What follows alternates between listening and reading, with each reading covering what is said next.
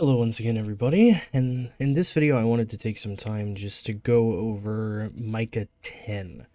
I know a lot of us have interacted with Micah, some of us have seen Micah in the lore for quite some time, and I really just wanted to go over how I'm set in stone that Micah, after doing everything for Kvostov, and also a lot of the Lost Ghost quests, that I definitely feel like Micah is going to be our, I guess, current, or however you want to put it, next speaker of the Traveler. I know we have a lot of interaction with the Traveler as of late. We've had a lot of visions. We had the instance with Cade at the end of the story, which I should also preface this that this is going to contain some heavy lore bits, but then also some possible heavy spoilers for what's happened in the Final Shape campaign. But if you haven't played it, absolutely go play it. We've done a bunch of this on stream for me, and so we've gone through and done a lot of the pieces on stream, but we're also going to go over just the little tidbits of what happens when you pick up the visions of the Traveler as you go through and play and go to unlock Kvostov. So, as a quick rundown, for those of you who may have been a bit surprised, as I was, by Micah 10's appearance, I was a bit confused because I was like, who is Micah 10? Who is this EXO that's now, we understand is a sixth coyote, is helping shepherd lost ghosts, and now, as you'll see in this video, helping us understand how the Traveler feels, how the Traveler is comprehending things, and what the Traveler is going through with all of the occurrences of Final Shape, all of the battles, the entire interaction with the Witness appearing inside. Micah, when she was younger, was a part of the Bray Exoscience project, so the Clarity project, as a lot of us know in the lore community, where most Exos came from, but she was very young, and back then it was Micah Abram as their full name. So when they were younger, they had a lot of strange dreams about becoming an EXO, and there's a lot of lore in regards to what the dream was and how Micah would go about interacting with that dream. And because this kept recurring for them, with all of the lore notes that we have, they decided to try and sneak into Bray Exoscience back then, which is where Micah was caught by Cade 1 and another EXO named Nox 4. Some of you may be a little shocked, but yes, that is indeed the first iteration of Cade 6 that we are talking about. And so there is a pretty interesting interaction between Cade and Micah as you go through, and specifically I believe it's going to find the ghost that has gone to the pyramid on Europa. Because it's on Europa and that's where the Bray Exoscience laboratory and everything was located, that obviously brought up these memories and kind of dredged them up for Micah. And so they have a back and forth with Cade regarding this, and some questions are asked. But in general, that was Micah's kind of first interaction with the Exos themselves, as they were trying to sneak into the laboratory to figure out more about the EXO program itself. Later on, Micah did become an EXO and had very, very many resets. Obviously, they are Micah 10 now, so we know that there's been at least 10 resets for them. To jump forward a little bit, just to save you guys some time, but also allow you guys to do some of your own reading if you feel like doing so. In the City Age, which was kind of like the in-between age, was whenever Micah really started making a habit of gathering lost ghosts and sort of shepherding them and taking them to their guardians. So Micah's been doing this for a very, very long time. Of course, with her, well, them, I guess. I just have the the tendency to say her, but I'm trying to keep it to them because it's kind of up in the air at the moment. There are some notes here and there that may suggest that there are several kind of individuals that make up Micah, but I'm not entirely sure yet. But Micah was essentially inducted into the Coyotes when they met their friend in the village called Coyote and agreed to help defend the town. Well, really volunteered to help the town from fallen raiders at the time. So then at that point, that's when the 6th Coyote was created, and Micah was part of those few that got inducted into that group. So, if you've ever seen the exotic itself, the 6th Coyote, Micah is one of the individuals who made that legacy a reality. Now, the reason that I believe that Micah is absolutely our next speaker is, as I mentioned before, if you are going through to try and unlock the exotic version of Kvostov, the returning version here for the final shape, there is quite a chore to take ahead, but one of the pieces of the actual combination that you need to get is you need to find all 8 visions of the Traveler that are located within the Pale Heart. They are in hidden areas.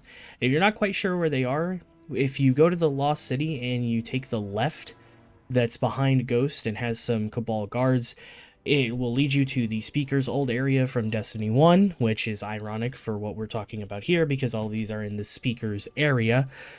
But you go over there and there are pedestals in where we met Cade, and each of them has a clue as to where that vision of the Traveler is hidden within the Pale Heart.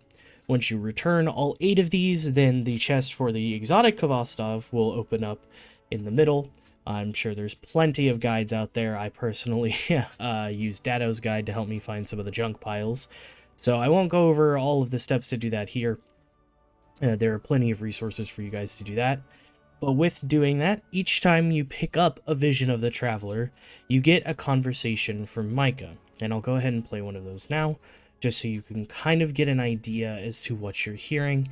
I will not include all of them in this video, just to give you guys some fun in going and finding them yourselves, but also to hear some of these interactions for yourselves, and hopefully be as shocked as I was with some of them. I can feel the Traveler's presence radiating from this object. Memories and experiences, emotions and ideas blooming in my mind. I see so many cities, so many peoples basking in my light. They study me, and in their discoveries they come to understand the universe. I am a blueprint for them to follow, a canvas upon which the mysteries of the universe are written.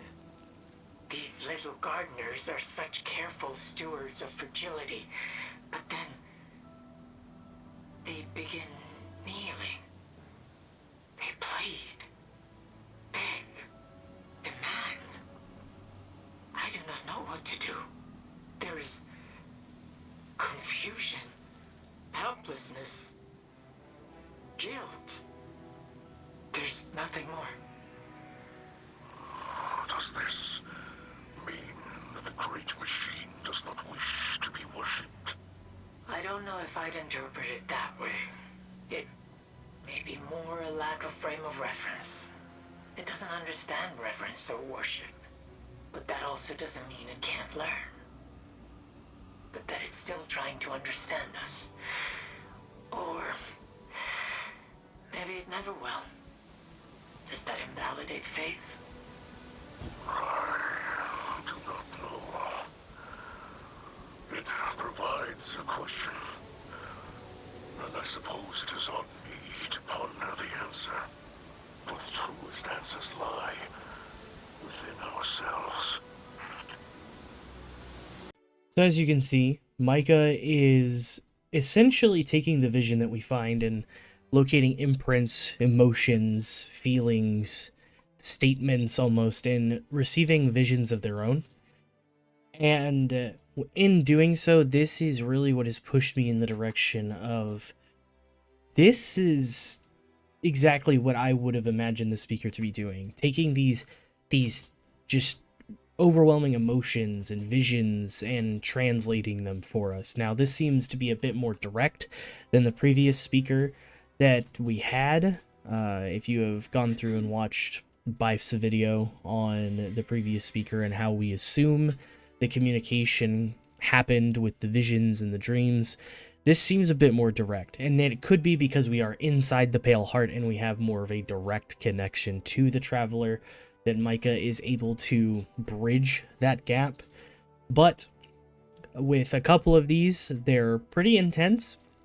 They are definitely interesting to me. I stopped everything I was doing to listen to each and every piece, and I just was blown away. But I also do enjoy this. I like the idea that we're filling in spaces that Destiny has had for a long time in terms of characters. Obviously, with playing through the campaign, a lot of us know that they finally performed the handoff. Cade has handed off the Hunter Vanguard to Crow. He has entrusted him with that role, and of course entrusted us with keeping history and everything going as it should be. But now we're also filling in the speaker's role by bringing in Micah, allowing them to fill that space for us, and also have another piece of the story, you know, with the Sixth Coyote, and just tying lots of things together. The only thing that stands out to me is all of this connection to Maya Sundaresh, which is a whole different theory for a whole different video.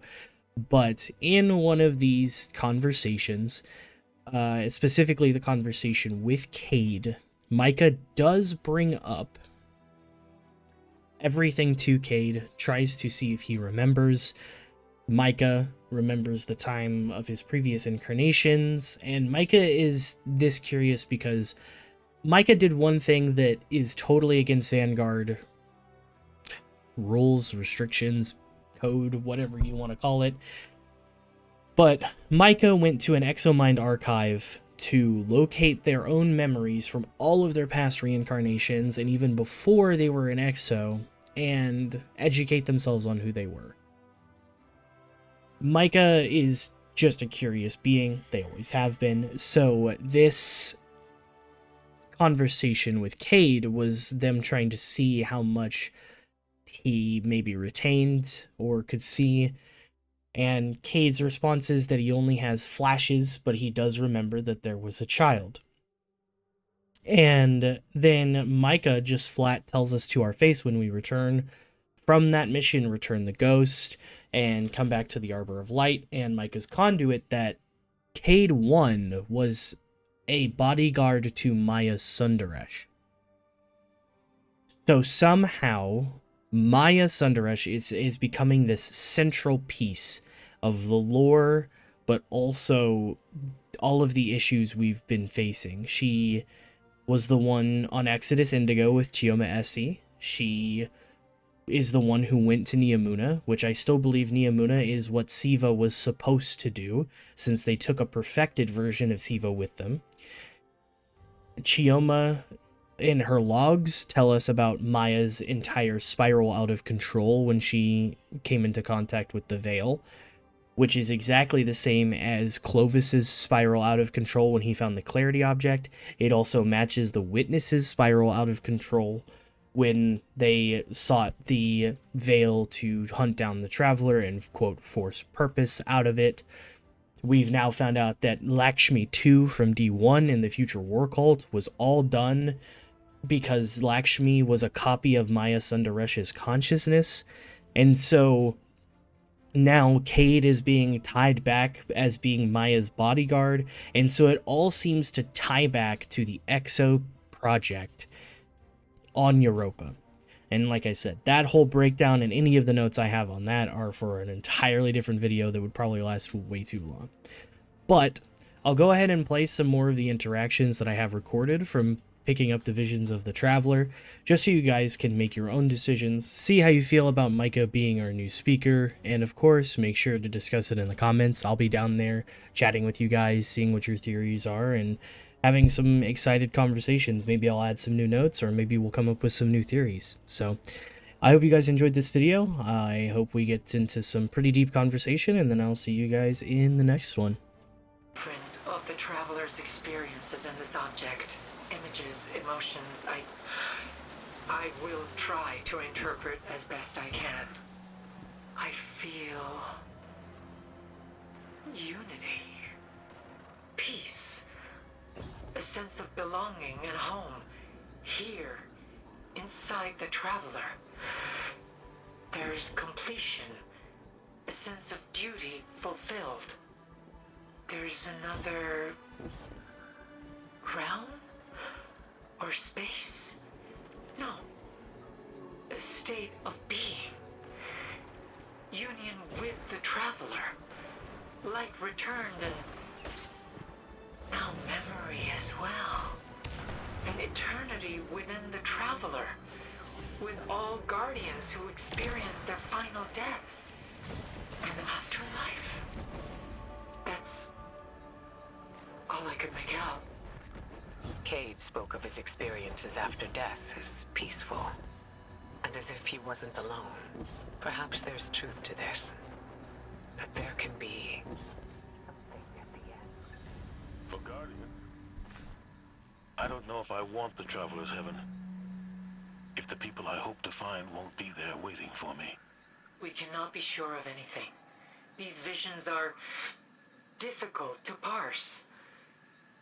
Do not give up hope yet, Commander.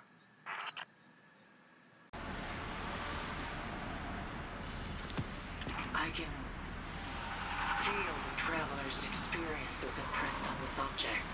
Feel its emotions, see what it saw. I will try to interpret. There's a person, no, people. Those born in harmony and attunement with the light. A few grains of sand in a desert of time. They feel, experience things different than others. See things, visions, dreams, images, a non-linear perspective. I see the speaker, Crow, me, a wave spanning time and space upon which we stand, a wave crashing on distant shores of distant gardens. I can't make sense of the rest. Waves crashing on distant shores. It feels like there's more. Something about ourselves we don't understand yet. Being a guardian is being a part of something greater. But this, perhaps, is another mystery. A larger tapestry. One we are only just becoming aware of.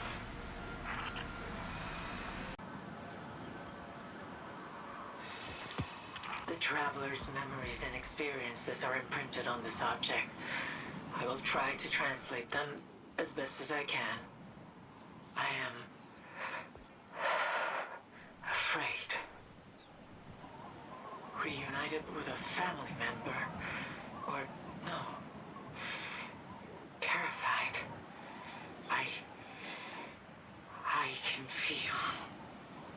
They do not want unity. They want stagnation. No. You can't do this. I won't let you.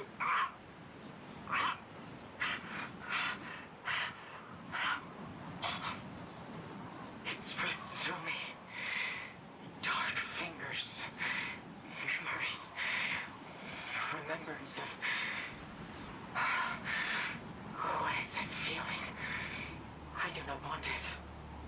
I shed the infection, and it drops to the world below. Storms rage in my cast-off flesh. Storms of recollection. I must stop this. I'm sorry. There is no need to apologize for speaking miracles into being. Your gift is just that. Are you well? I'll be fine. Thank you, Your Majesty. Those last few experiences, the shed infection and the storms, it reminds me of the shard of the Traveler that looms over the EDZ. I thought as much myself. Perhaps this memory was of the collapse, or a fusion of several similar memories. Something for us all to discuss over tea, perhaps.